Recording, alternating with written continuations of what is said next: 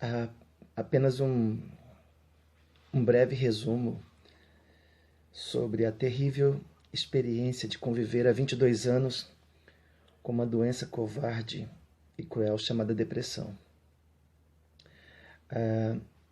A primeira crise aconteceu há 22 anos atrás, em 97.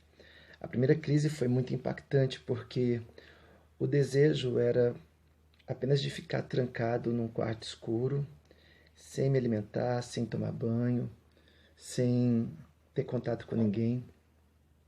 E foi muito impactante para mim porque era a primeira vez que eu estava vivendo aquela experiência estranha e assustadora.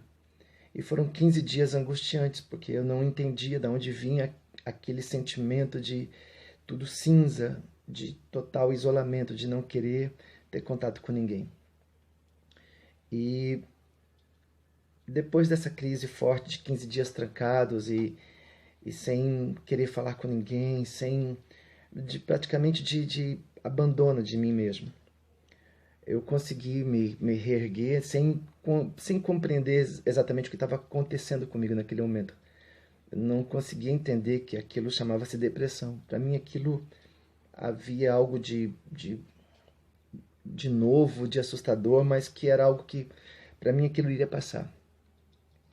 E há 22 anos que eu convivo com essa companhia ingrata, com essa doença que ela não escolhe nível social, político, religioso. Ela chega e fica. E você tem momentos de melhora, você tem momentos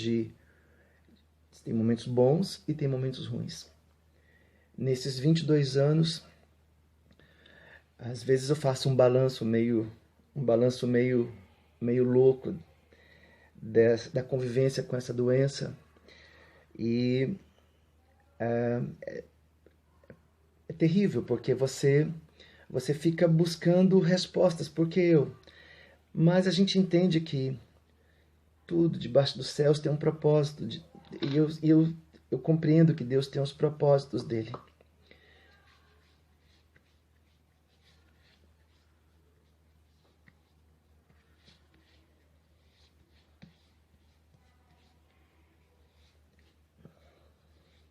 Mas nesses 22 anos não foram nada fáceis. Muitas percas, escolhas, decisões equivocadas, muitas lágrimas, muitos prejuízos materiais, emocionais, muitos prejuízos espirituais. Enfim, as percas foram imensas. E alguns desses prejuízos são irrecuperáveis. Os prejuízos financeiros, você corre atrás, você procura se reerguer, você procura batalhar, você procura se reconstruir. Mas os danos emocionais e familiares você não consegue recuperar mais.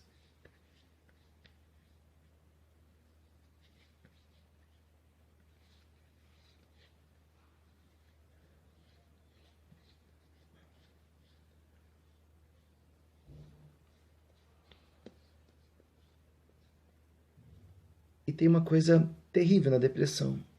É quando você começa a se adaptar a ela. Você percebe que é uma luta um tanto inglória. Geralmente você leva desvantagem. Na maioria das vezes você leva desvantagem.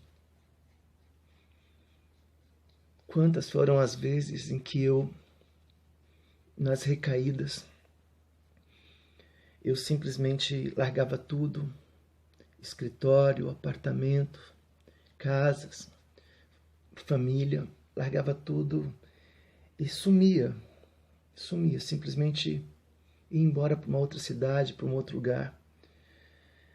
Houve períodos da depressão, de recaídas em que eu cheguei a querer ser um andarilho, querer andar sem rumo, desnorteado.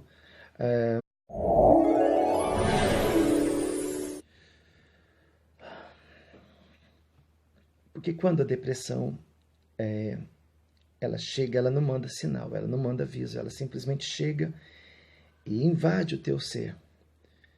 Então ela não pede licença.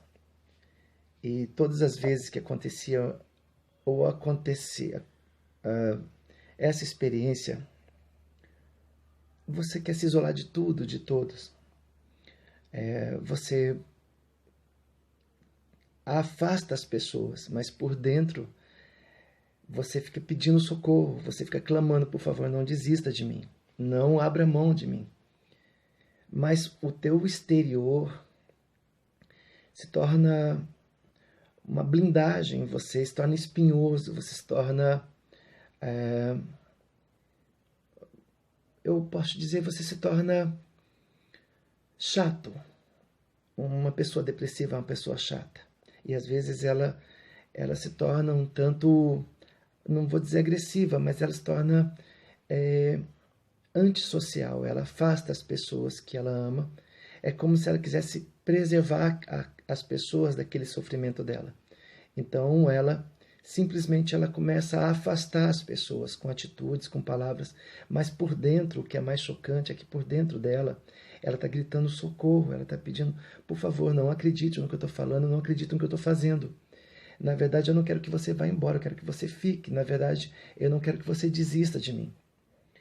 Então a depressão ela sempre teve esse desfecho na minha existência de me levar a caminhos que me fazia perder tudo, que me afastava das pessoas, me colocava numa situação de me afastar dos meus filhos, da minha família e sempre cada vez mais longe. E quando passa, e quando você começa a se recuperar, quando você começa a se reconstruir, já muitas vezes não dá mais tempo de você recuperar o estrago, já não tem mais como correr atrás. E muitas das vezes, aquelas pessoas que te juram amor eterno, que juram lealdade, fidelidade, elas realmente desistem de você. Porque eu entendo, não é fácil para elas. Mas elas desistem mesmo de você. E muitas se afastam mesmo. E comigo não foi diferente isso. Filhos, familiares, pseudo-amigos. Eu me lembro que há exatos 19 anos atrás, 18, 19 anos atrás, eu tinha 430 funcionários, 19 escritórios pelo país. Era uma pessoa chamada bem-sucedida, com uma ação social em praticamente 14 estados brasileiros. E de repente, em função dessa doença, e principalmente da minha imaturidade em lidar com ela e lidar também com tantas responsabilidades, eu comecei a perder tudo. Foi tipo um efeito dominó. Perde um escritório, daqui a pouco você vai perdendo outro, e vai virando uma bola de neve. Aquilo vem, você começa a descobrir que pessoas te fraudaram, pessoas te enganaram, pessoas surrupiaram você, se aproveitando da tua fragilidade.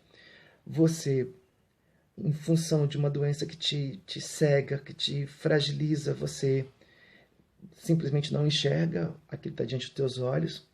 Aí você vai tomando uma decisão mais errada que a outra, você vai fazendo escolhas equivocadas e vai se cercando de pessoas também mal intencionadas ou pessoas que não estão prontas ou preparadas para lidar com uma situação dessa, com uma pessoa com um problema desse.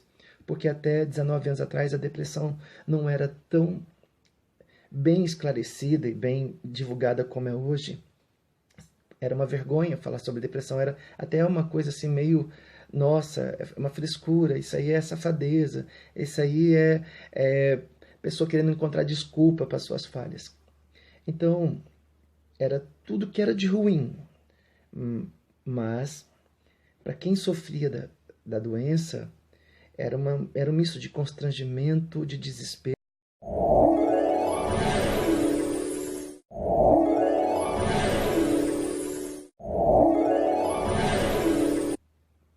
Mas eu não tinha o conhecimento ou o mínimo de informação que eu tenho hoje, e não tinha também a experiência com com um problema como eu tenho hoje. Então, aquilo também era muito novo para mim. E nesse período foi muito complicado, porque foi o período que eu comecei a perder tudo. Perder simplesmente tudo. Não só no campo financeiro, profissional, mas principalmente no campo pessoal. Você vai perdendo amigos, você vai perdendo o convívio com familiares, com os filhos, e você vai se afundando cada vez mais. Você vai ficando cada vez mais descendo o abismo. E ao longo desses 22 anos eu posso dizer para vocês uma coisa.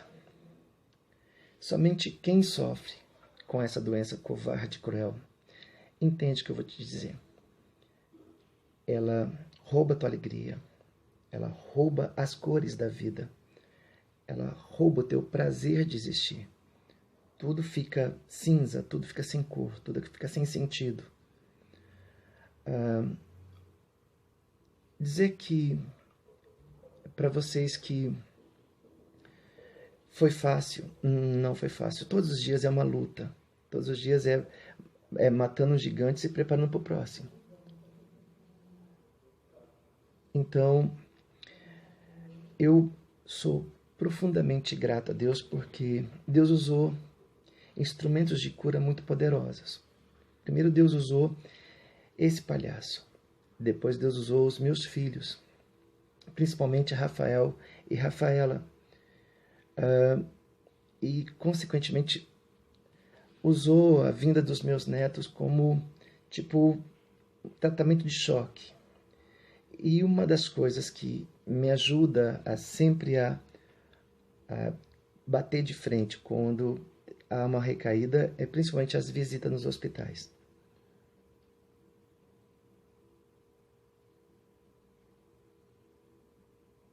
Você vê as pessoas sorrindo no momento de dor e você perceber que enquanto muitos desistiram de você, Deus não desistiu de você. Você diz, peraí, não é uma doença que vai me derrubar. Porque se Deus não desistiu de mim é porque propósitos Ele tem. Eu vejo neurocientistas, vejo psicólogos, psiquiatras falando cientificamente, de forma muito técnica, sobre o problema. A questão do córtex, neurônios, enfim.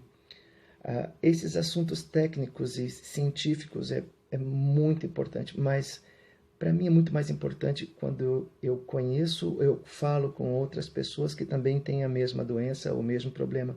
Porque aí você está falando com alguém que realmente compreende e entende o que você sente, o que você já sentiu.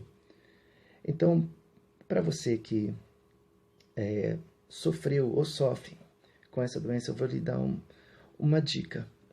Hoje já existem ótimos profissionais e medicamentos assim, cientificamente comprovados a sua eficácia. Mas, se tem uma coisa que me ajudou muito e me ajuda até hoje nesse tratamento longo e doloroso, é ação de solidariedade, voluntariado. Seja voluntário ou voluntário em alguma ação social. Se esforce em fazer o bem ao seu próximo, ao seu semelhante. Se esforce em sair desse quarto escuro, levantar dessa cama convidativa. Se esforce em encontrar forças e estender a mão a alguém que esteja precisando realmente de você. Comece a querer se sentir útil. Busque dentro de você, lá no fundo de você, aquela fé que sempre te manteve viva e sobrevivente. Busque dentro de você aquela fé em Deus, num Deus perfeito e bom, que não desiste de você.